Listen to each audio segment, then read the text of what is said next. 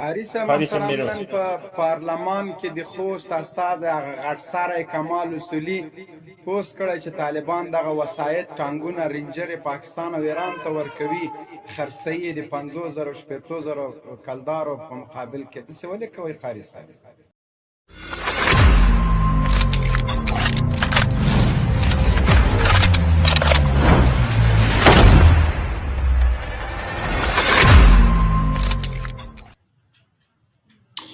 مبين صاحب دغه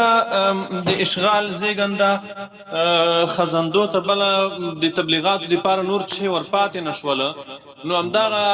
عکسونه دي او څه عکسونه پیدا کړي دي یو کس پیدا کړی دی چې چیرته په کوم ځای کې ټانګونه بار دي ټانګ په یو هغه کې بار کړی دا او پاس سپین بیرغ هم ده نه ځای معلوم ده نه منطقه معلوم ده هغه د غزنوي ولایت یا کوم ځای چې وي زه یوه خبره مهمه نقطه تاسو ته ووایم دغه رسنیو دغه سیاستوالو دا خلق دومره سطحي کړي دي د خلکو منطق دومره سطحي کړی ده د خلکو دماغ او فکر دومره سطحي ده چې دا پښتنه څوک نه کوي چې ښه دا عکس چې تا ورته یو اوږده پیشپړه لیکلې ده اوږده درواغ دي تر لاندې لیکلي دي دا پښتنه څوک نه کوي چې دا ورته ووایي چې دا عکس د کوم ځای ده او دا عکس په باره کې دقیق معلومات څه دي او آیا دا یو عکس چې نه ځای معلوم ده نه وخت معلوم ده نه دقیقه سرچینه معلومه ده دا د دومره غټې دعوا د ثبوت لپاره کفایت کوي که طالبانو خرڅ کړي وي خو ټول سرحدات ستا په لاس کې دي تر اوسه پورې هم سرحدات ستا په لاس کې دي په کوم ځای اړولي دي یو ویډیو به دې کړې وکړه اوخو موږ خواته متل چې اوخ په باډه نه وهل کیږي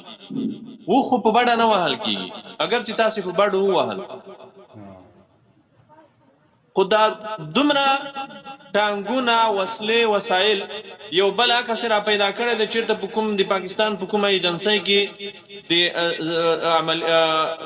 عملیات شوي دي بیا د کډوال وتلی دی هغه عکس چې دا هغه یو عکس د چې په هغې کې د غټ غټ ډیسي توپونه بار دي توپ بار ده یو بل عکس ته هغه د کشمیر ده په کشمیر کې چې کله هندوانو عملیات شروع کړل هلته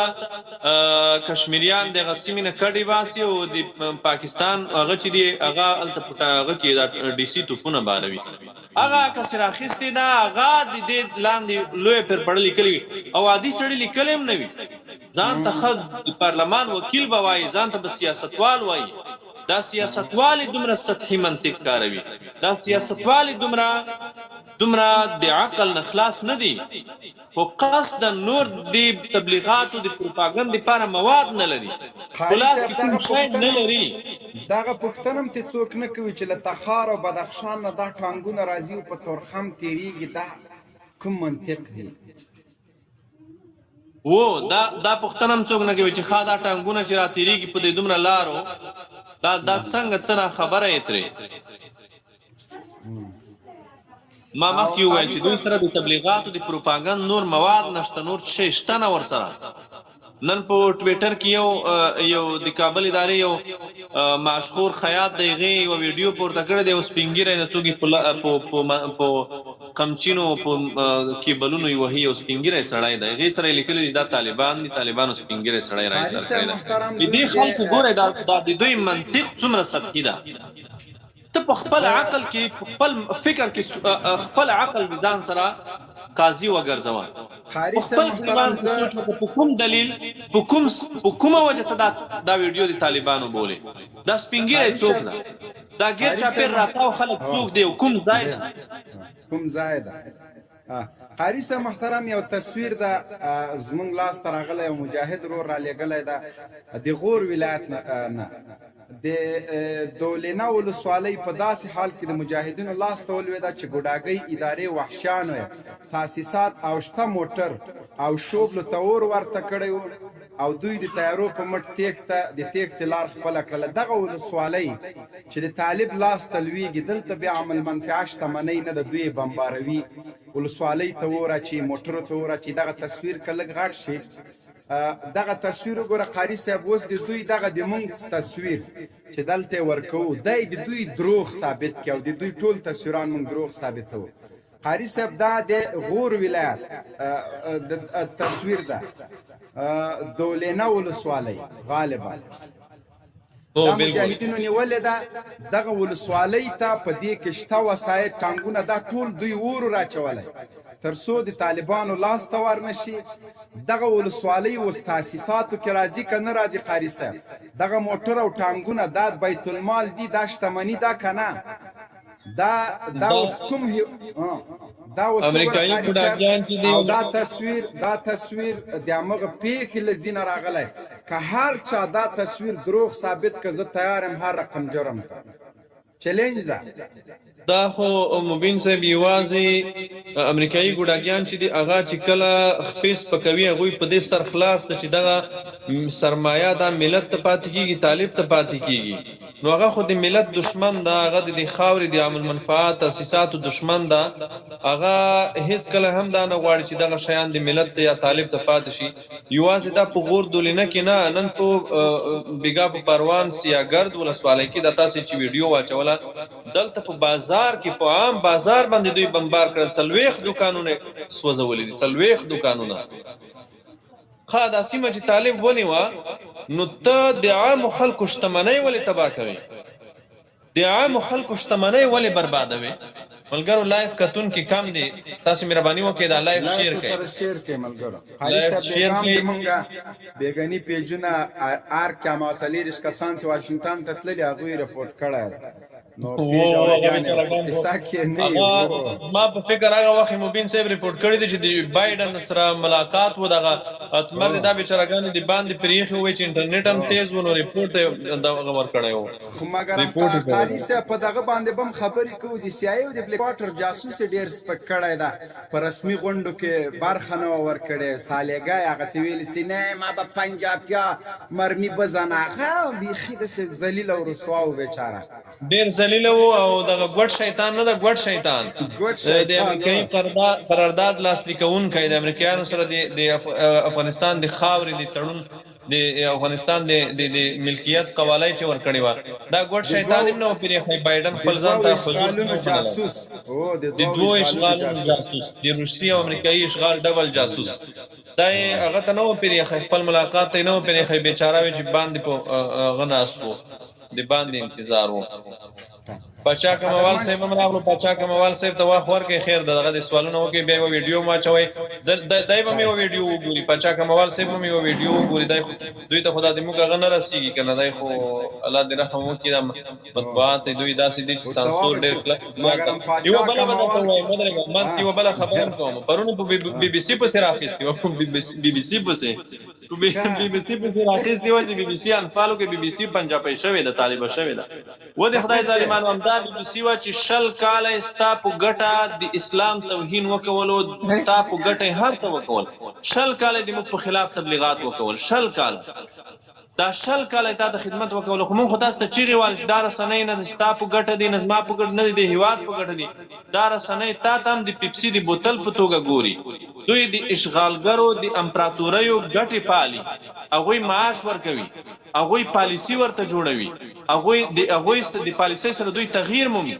تاسو نه منله تاسو ته موږ شل کاله دا لارې ول تاسو به د بي بي سي راپورټ راوړو د بي بي سي راپورټ بالیاذ بالله د اسمان نه راغلی نسو تاسو به هیڅ نه منل چې بي بي سي راپورټ وو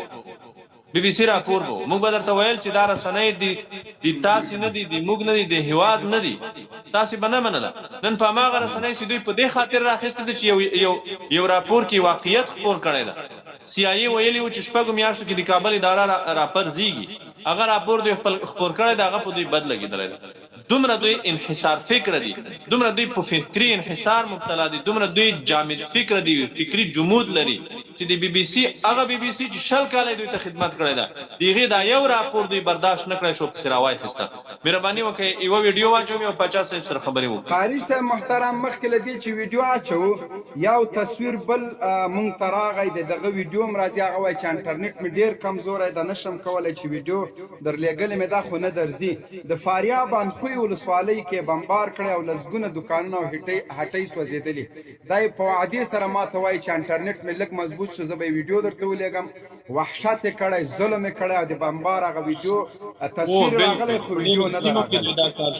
شروع کړی د په ډېرو سیمو کې تصویر شاهین صاحب ته لیږلی د مخکې له ویډیو نه دغه د انخوی ولسوالۍ تصویر که تاسو شاهین صاحب دوه تصویران دي دواړه هغه کې په بازار باندې بمبار کړی ده، د ولسونو دکانونه او هټۍ یې سوځولي دي.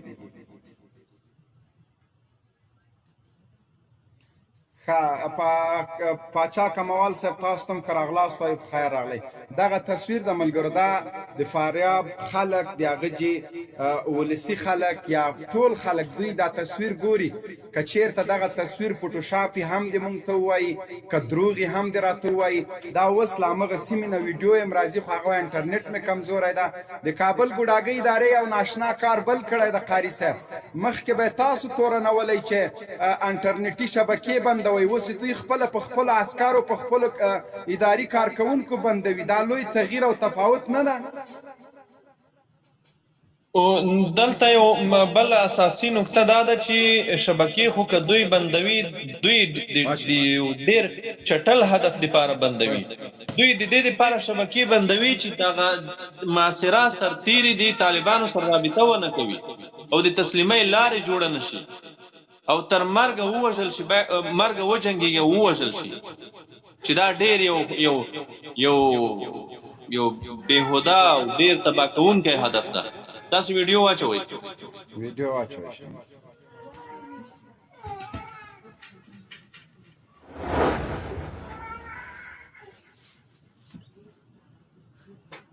دا د لوګر ولایت خروار ولسوالۍ کې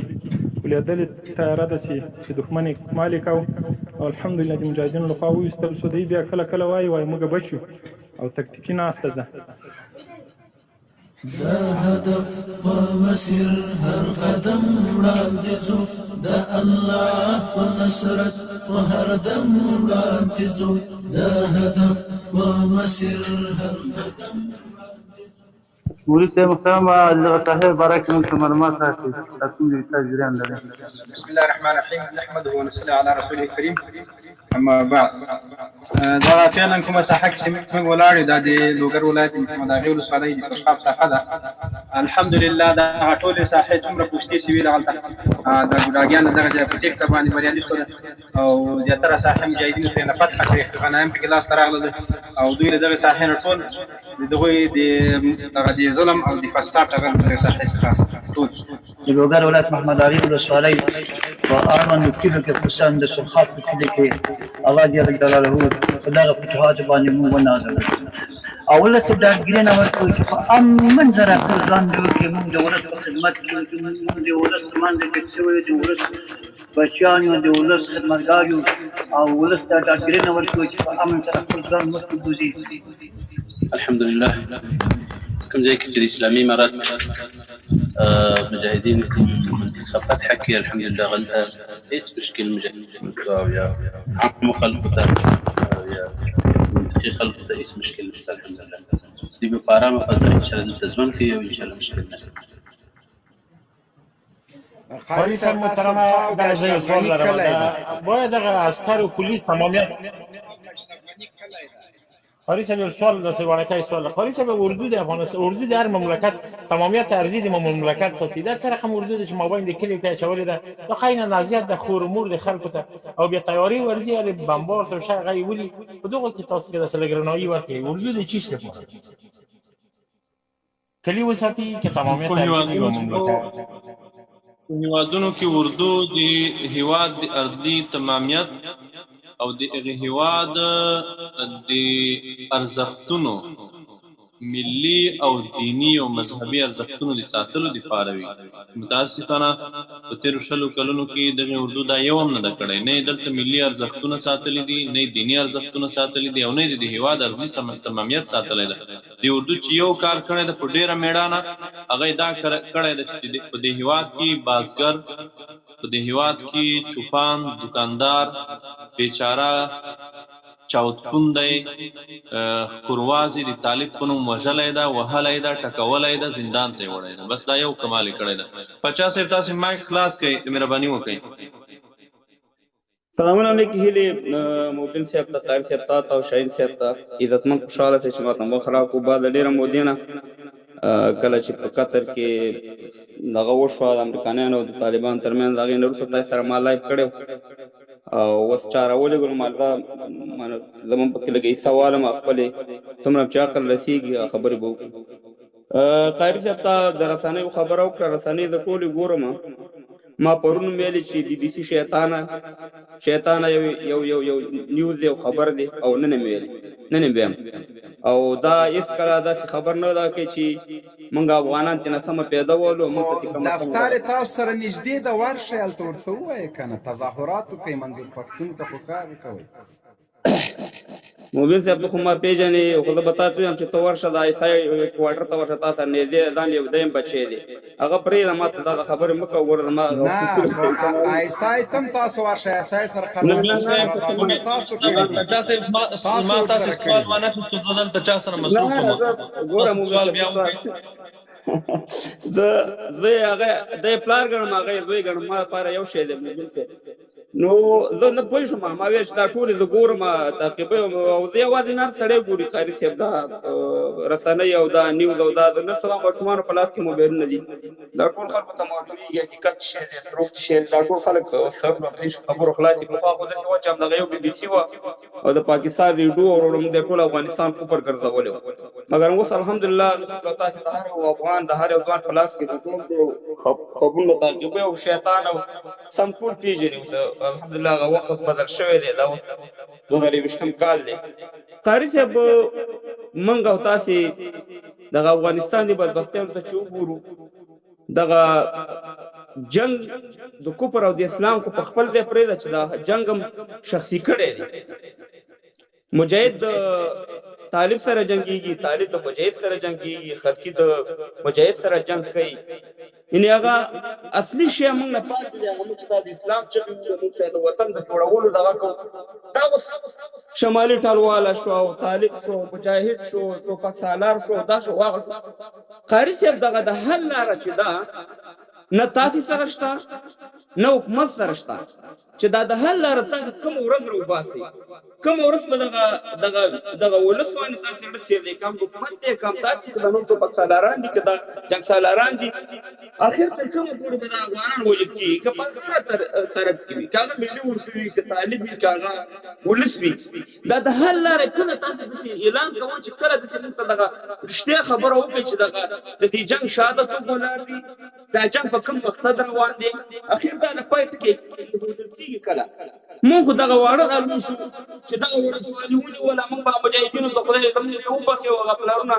همدا بیا دغه کوم چې خدای مجاهدینو پوسته ونیوه ته ورته بری ورکړي خدای ته ټوټې ټوټې نن یې ولسوالي ونیوله اوس هماغه طالبانو دا دغه دی دا ولسوالي ونیوله دا پوسته ونیوله بله ورځ تیارې راشي بمباري وشي بله ورځ والا مړه شي طالب هم مړه شي ولس هم مړه شي دا قاري صاحب د دې بدبختیانو هغه تاسې سره کم لاره شته که نشته که نه همداسې به روانه تر قیامته پورې داسې وژل کېږي پاچا صاحب محترم وله خبره خو دا ده ما مخکې مې یادونه وکړله دا د بي بي سي په اړه بي بي سي چې دا موږ دا څه چې موږ نن وایو دا 20 کاله موږ هم دا چیغې وهو 20 کاله د موږ فریاد هم دا ده چې ګورئ دغه رسنۍ چې دي دا د دې تر شا دا د یو چا ژبه ده خو بي بي سي امریکا غږ راډیو وي او اے ډیوا اشنا دغه دا راډیوګانې یا په کابل کې تلویزیونونه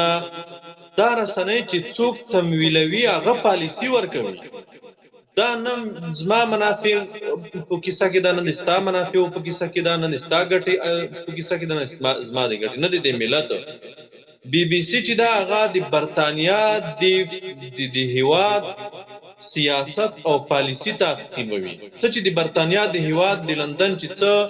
پالیسی د نړۍ په اړه اماغه تعقیبوي افغانستان د لپاره بي بي سي پښتو او فارسی د ایران د لپاره بي بي سي خپل خبرونه لري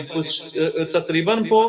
شپږ څلوېښت که اووه څلوېښتو ژبو دوی خبرونه لري د هر هیواد د لپاره چې د برتانیې د دولت څه پالیسی د اماغه پالیسی تعقیبوي موږ هم دا ویلو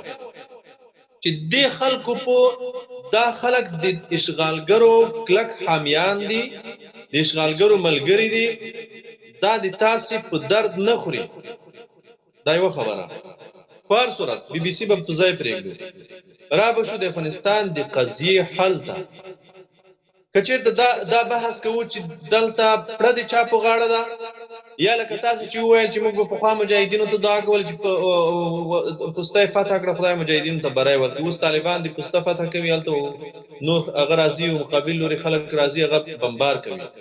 ګورئ طالب په دفاعي حالت کې د پرون مجاهد هم په دفاعي حالت کې وو. دا د موږ تاسې بدبختي ده، دا د موږ تاسې تباهي او بربادي ده چې پرون مو روس راوستو. روسانو د وخت کمونیستي رژیم هغې به همدا شعار و چې د موږ او د روسانو دوستي چې ده هغه نه ختمېدونکې دوستي ده. همدا شعار و. امریکایان چې راوستل همدا شعار و چې دوه خبرې به یې کولې. دغه د حنیفتمر خبرې اوس هم ماته یاد دي. د علي احمد جلالي په هغه وخت کې د داخله وزیر و، هغې خبري کنفرانسونه اوس هم ماته یاد دي چې دوه خبرې به یې کولې. دوست هیواد امریکا، دوست هیواد امریکا، زموږ امریکایي دوستان، زموږ خارجي میلمانه. دوی به امریکایانو ته خارجیان نه ویل، خارجي میلمانه. یو وخت کې د خوست ولایت په امنیه قمندانۍ کې ما څه عریضه وه، څه دعوه وه. زه امنیه قمندانۍ ته لاړم، د خوست ولایت امنیه قمندانۍ ته. هلته چې لاړم موږ یو ترورځای و، قدرت الله په نوم اوس هم شته، کېدای شي دا زما خبرې اوري، او په تېرو 20 کلونو کې د امریکایانو کلک ملګری هم پاتې شوی دی. هغې ته چې ورغلم نو ته مې چې دا څه خبره ده، څه کیسه ده، وایي چې خبرې مه کوئ، طرف ته لرې ودرېږه، دلته زموږ خارجي میلمانه راځي، خارجي میلمانه را روان دي. خارجي میلمانه راغلل، ټولې ادارې بند وي. دا خو ګورئ دا ورځنی جریان ته خپله په افغانستان کې په ټولو ادارو کې ګرځېدلی معلومیږي درته چې کله امریکایان راشي کومې ادارې ته هلته څه حال وي. دا خارجي میلمانه وو، دې ته به دوی خارجي دوستان، خارجي میلمانه ویل. دغه خارجي میلمانه چې تا ته یې پرون د طالب سره یوازې په ستړې مشي کولو، چې تا به د طالب سره ستړې مشی کړی و، په ستړې مشي کولو به ته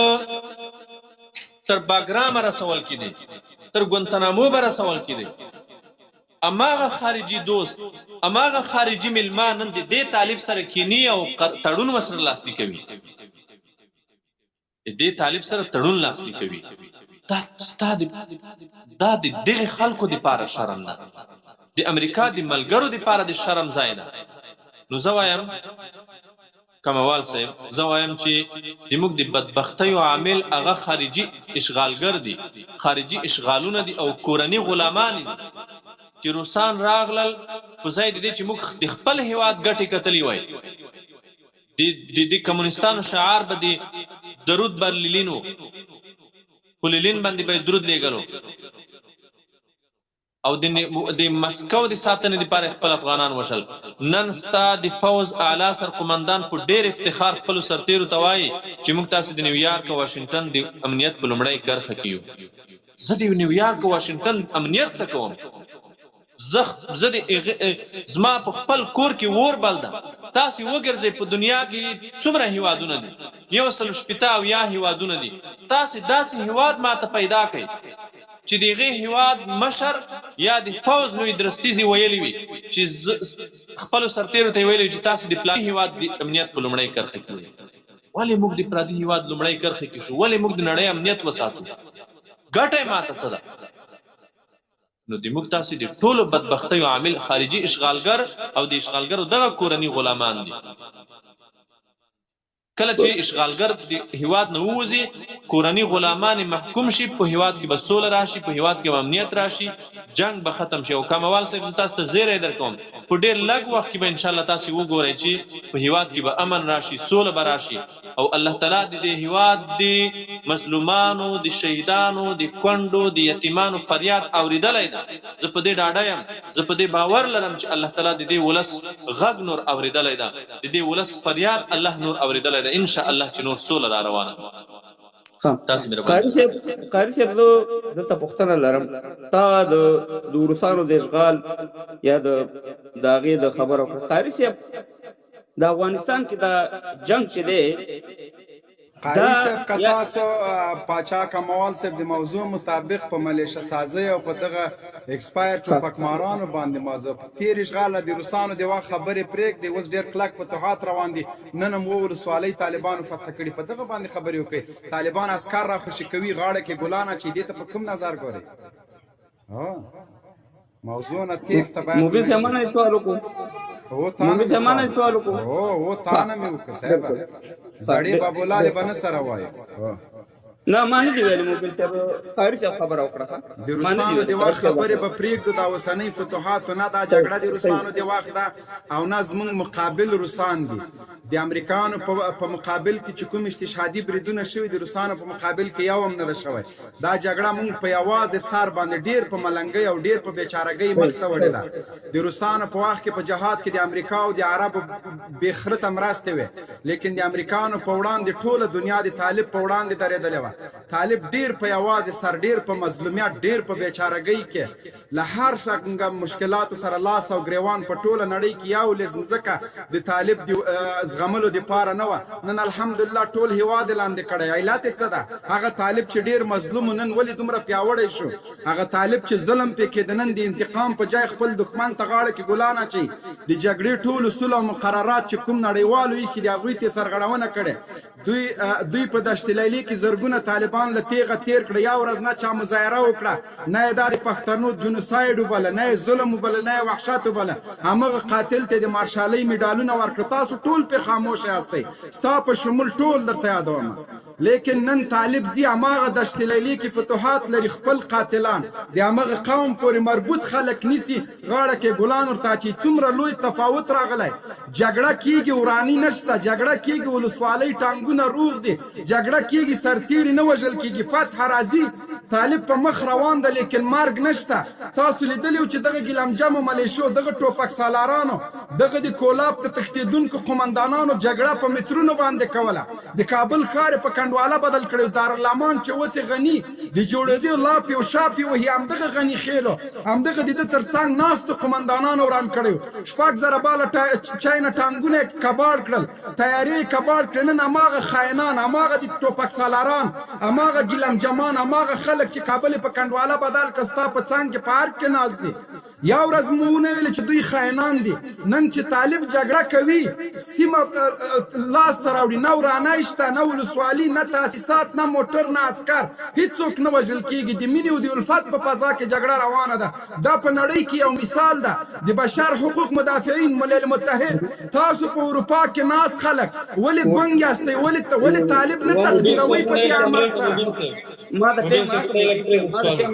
د جواب درکم ګوره د سوالونه ډېر شوي جواب نه هیڅ مو نه دي کړي پاچا صاحب تاسو راشئ دلته نرمې خبرې کوئ زموږ له لایفه چې وځئ زهر شین دی دا قاری صاحب ګوره دا قاری صاحب موجود دی تمام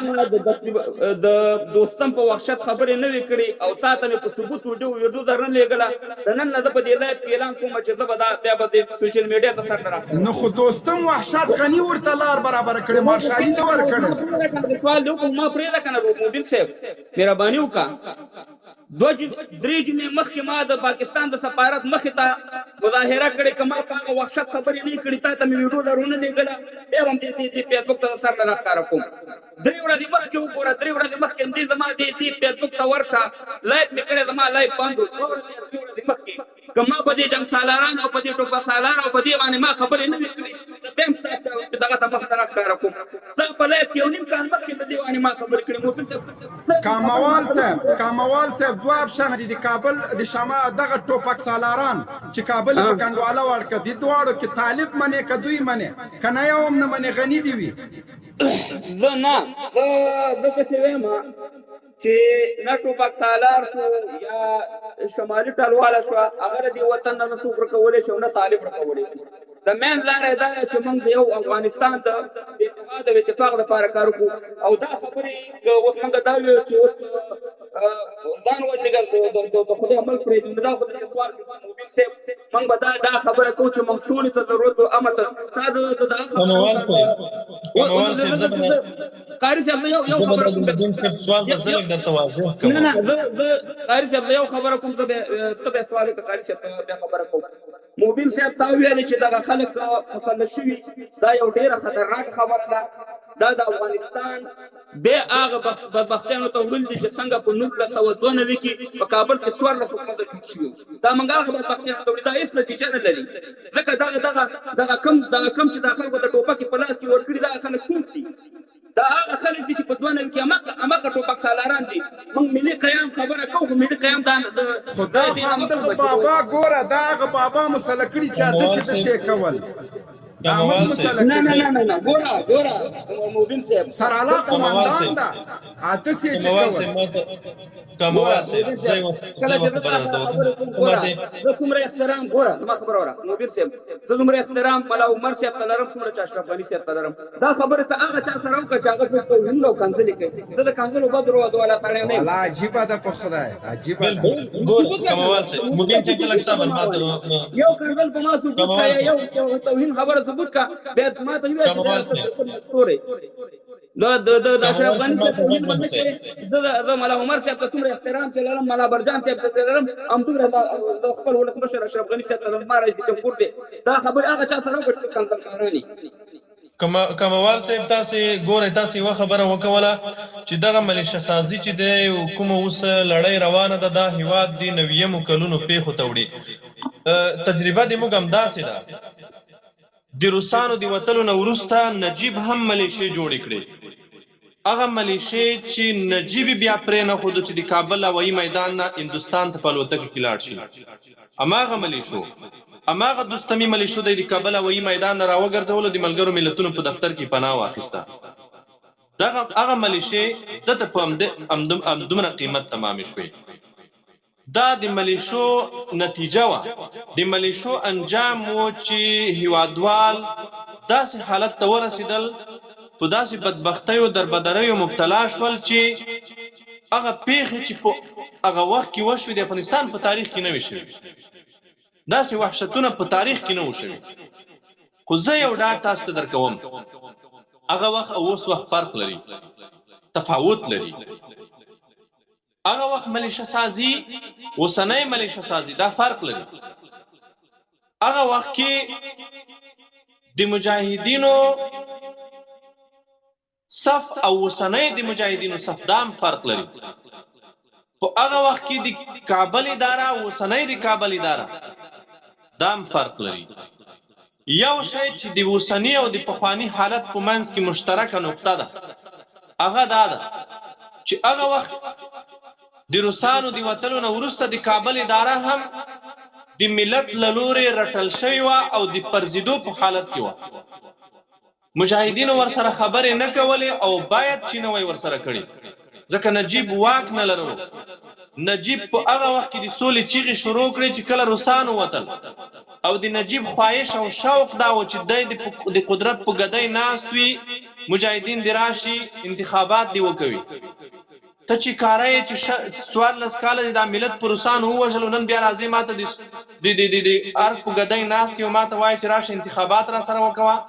ته کوڅ شه د چوکۍ نه ستا سره باید د جرمونو حساب وشي چې تا کړي دي ته په دې لګیا چې ما سره انتخابات وکوا نن هم اماغه حالت دی د کابل ادارې سره مجاهدین خبرې نه کوي د کابل اداره په رسمیت نه پیژني د کابل ادارې سره د افغانستان په قضیه د افغانستان د راتلونکي نظام د شریکولو د ولایتونو وزارتونو په ویش نه غږیږي ولی ځکه دغه خلک دا د دې اهل نه دي دوی که چېرته دا خوب ویني چې دوی به په همدې چوکیو ناست وي دا خوبونه د روانو اوبو ته ووایي داسې سوله نه کېږي زه خپل خبرې ته راځم اوس مهمه دا ده په ملیشه سازۍ باندې دا د نن ورځې خبره نه ده تفاوت د نن حالت د پرون حالت سره څه ده د پرون حالت تفاوت دا ده چې نن ملیشه سازي دا نن چې کومې ملیشې دوی جوړوي دا ملیشې عملا 13 شپږ 9 کاله 10 کاله 10 کاله په جنگ کې ښکیل پاتې شوي دي دا ملیشي خو د طالب سره جنگیدلې دي، دوی د طالب نه یو واري ماتې خوړلې ده، دا کله هم نشي کامیابېدی او هر قسم زور وهل شو. تاسو په دې اړه اندېښنه مه کوئ چې دا ملیشي به بیا دا به هېواد هغه حالت ته ویسي چې نویمو کلونو کې تللی و. الحمدلله ولس بیداره ده. تاسې په تېرې یوه میاشت کې د فتوحاتو لړۍ وګورئ. ګورئ موږ تاسې پاچا کموال صاحب راځئ چې د پروپاګند تبلیغاتو د جال او د سیوري نه راووځو، راځئ چې په ازاده فضا کې په خلاصو دماغو فیصله وکړو. په یوه میاشت کې 100 ولسوالۍ سقوط کوي، 100 ولسوالۍ فتح کېږي په یوه میاشت کې. دا ولې علت څه ده؟ اوس راځئ د دې په علت وغږېږو. تېر 20 کلونه په موږ باندې حکومت امریکا کړی ده. سکاټ میلر د موږ د هېواد رئیس جمهور و، نیکولسن د موږ د هېواد رئیس جمهور و، هغې دا نظام چلولو. کله چې سکاټ میلر او نیکولسن خپله ماتې ومنله او د جګړې نه کېناستو، د خپلو ځواکونو په وتلو مصروف شو، دلته خو نظام شته نن نور څوک دي چې مقاومت وکوي. ملیشې هم وینې، هر څه وینې. ملیشې جوړوي، دا ملیشې ولې مقاومت نشي کولی؟ دا ملیشې خو ولې که نه دا ولسوالۍ چې فتح کېږي، نن مو 8 ولسوالۍ فتح شوي دي. دا ملیشو نه بیا ته ساتې چې شي ته. خو دا اسې یو مطبوعاتي او میډیایي پروپاګند ده چې د کابل ادارې مطبوعات هوا ورکوي د پروپاګند ته، او غواړي چې نړۍ ته وښیي چې افغانستان راتلونکي کې په کورنۍ جګړه کې ښکېل کېږي. نه کورنۍ جګړه شته، نه خطر شته، نه ویره شته. کورنۍ جګړه نشته. جنگ جګړه یوازې د کابل ادارې او د امریکایي اشغال د زیږنده مفسدینو او د اسلامي امارت مجاهدینو او د ملت سره ده. بس جګړه دوه اړخه لري چې ډېر زر به دا جګړه ختم شي، فیصله به شي، یو لوری به قاطع غوڅ بری ایسي انشاءالله. دې کې د کورنۍ جګړې خطر نشته او د ملیشه سازۍ نه هم ویره مه لرئ. د ملیشه سازۍ ویره هم نشته. دا د مطبوعاتو په وړاندې د امریکایي کمپونو یو څو جاروکشان دي، یا دغه ملیشې دي، دغه اربکیان دي، دغه محلي پولیس دي، دغه محلي اردو ده چې دوی راجمع کړي دي، یونیفورم یې ترې ایستلی ده، په ساده لباس کې ټوپک په لاس کې ورکړی ده چې دغه د ملت دا د خلکو مقاومت ده. موږ یې پېژنو. خلک په هر ولایت کې خلک پیژني. دا خو څه پټې څیرې نه دي، دا خو څه معما نه ده. دا خلک چې د په سر کې ولاړ دي، خو دا خلک خو موږ پیژنو چې تېر 20 کلونه دوی څه کول. دوی په کوم جومات کې ناست وو، ذکر فکر یې کولو. دوی کوم دکاندار وو، د بازګر وو، تجار وو؟ نه، دا خو عادي خلک نه وو. دا خو امریکایي معاشخواره وو. د پارلمان وکیل ده، د ولایتي شورا وکیل ده، وزیر ده، رئیس ده، والی ده، امنیه قمندان ده، جنرال ده. دغه خلک دي، بل څوک خو نه دي. قاری صاحب بخښنه غواړم، ګوره کله چې موږ داسې حال یو، نو دا ملیشې به پیدا کېږي. دا حل دا وجه چې ده، وجه دا ده چې موږ سولې ته غاړه نه ږدو. قاری صاحب تا ویل چې ملیشه ولې پیدا کېږي؟ ملیشه خو یو نیم کال مخکې زموږ سره سوله شوې، افغانانو خپله کې، نن به ملیشه پیدا کېده. قاری صاحب ګوره قاری صاحب دا اوس هم چې زه ستا خبرو ته احترام لرم، سوله څوک نه کوي. زه ستا خبرو ته احترام لرم قاری صاحب، ستاسې خپل نظر دی، زما خپل نظر دی. ګوره قاری صاحب دا جرمني چې و، هټلر ټول وران کړو. د هټلر سیا منصبانو که جنرالانو دا اروپای مکه یوازې جرمني نه ټول هر څه وران کړه. مګر جرمنیانو دا نه ویلي چې تا وران کړی ما وران کړی. جرمنیانو اول خپل وطن جوړ کړ، سوله راوسته. پس د هغې نه ته یقین وکړه چې د 80 کالو جنرال راواغوستو، هغه محکمه کړو چې تا په هغه وخت کې دا جرم کړی. موږ د قدرت نه مخکې رسېدلو نه مخکې یو بل ته داسې وینو ته ډک نه کړو چې ولاکې خو دې پرېږدم. قاري صاحب په داسې باندې سولې نه راځي. قاري صاحب دغه سوله چې یو د دوه پارټیانو ترمنځ ده، موال صاحب موږ که چا وینو ته تګ ناست وای، زه به یوه نکته ووایم، بخښنه غواړم ستا په خبرو کې در ولوېدم. موږ که د چا وینو ته تګ ناست وای، ګورئ تاسې لطفا دا تېر یوه میاشت دا جریان وڅارئ. قسم په الله موږ هغه خلک معاف کړل، هغه مجرمین قسم په الله موږ معاف کړل چې د موږ شهیدانې دومره خلک شهیدان کړي دي چې بیخي زیات خلک شهیدان کړي دي. زه یوه پېښه تاسو ته وایم، داسې سړی هم امارت معاف کړی ده چې ډېر زیات شهیدان یې کړي دي، خو امارت معاف کړی ده. موږ نه غواړو، موږ د چا سره دا نه وایو چې تا ولې دا جرم کړی ده. په جوزجان ولایت کې ګوره، په جوزجان ولایت کې د جوزجان ولایت په شپږو اوو ولسوالیو کې چې په دا تیر وخت کې فتح شوي دي، د دوستم هغه قمندانان، هغه جنرالان چې په تیرو 20 کلونو کې د موږ بشمیره هیوادوال په شهادت رسولي دي، د دشت لیلې قاتلین کې دي، د دشت لیلې قاتلین هغه قمندانان هم کې دي، هغه موږ معاف کړل. ځکه موږ نه غواړو د انتقام، نه غواړو چې د چا نه معاف کړو. زه د انتقام په فکر کې نه یم راوتلی. تاریخ وګوره، ته څه فکر کوې دغه سرتیري چې ډلې ډلې تسلیمیږي، نیول کېږي، که طالب دومره دوی ته تسلیم شوی وي، نیولی وي، ته څه فکر کوې څه به یې کړي وی؟ خو دا خو تېر شول. همدا حالت موږ تاسې ونه لیدو په 2000 لومړي کال کې. طالب به چې کله هم تا ونیو، طالب به چې کله هم وسله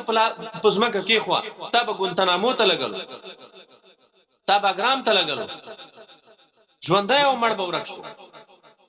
دا خو هر څه موږ لیدلي دي. همدا طالب تا ته وسله په ځمکه کېښوه، تا کنټینرونه ترې ډاخ کړل او په لوږه او په تنده دې ووژل، په لمر دې ووژل. زه انتقام نه اخلم درنه. موږ د انتقام فکر نه لرو، موږ فکر د دې هیواد د جوړونې لرو، موږ فکر د دې هیواد د رغونې لرو. د خپل سر د قاتلینو معافی ته تیار یو، د خپل سر قاتلین معاف کوو، خو راځئ چې هیواد جوړ کړو، راځئ چې په دې هیواد کې اسلامي نظام جوړ کړو. دا د خارج نه راغلي، دا د بهر نه راغلي پروژیان او میلمانه غوړو قراردادونو ته پراته، دا خلک د دې خاورې نه دي، دا روان دي.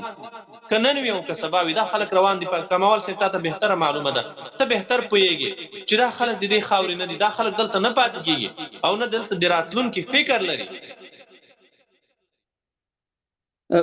قاری صاحب، زه دا وایم چې وخت یو دوه فریقو سرمنځ یو لانجه ده، خو دغه درېمګړي ته دا درېمګړی رامخکې کوي. موږ په کفار پرې دغه اسلامي هېوادونه یې دې ته وایي چې د موږ ترمنځ کېنه دا دوه وکړه، که هغه یې نه کوي د لویې جرګې له لارې وکړي، دا ولسونه راوغواړئ. قاري صاحب، دا په دې نه کېږي چې ما 100 ولسوالۍ ونیولې، 80 ولسوالۍ. زه